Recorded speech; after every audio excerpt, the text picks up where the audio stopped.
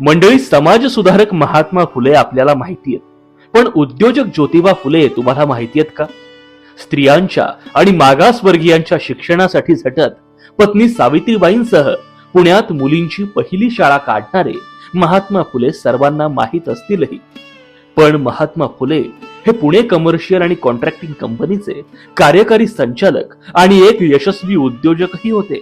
त्यांच्या कंपनीने धरण, कालवे, बोगदे आणि भव्य राजवाड्यांसारखे स्थापत्य शास्त्राचे अनेक अजोड नमुने उभे केले.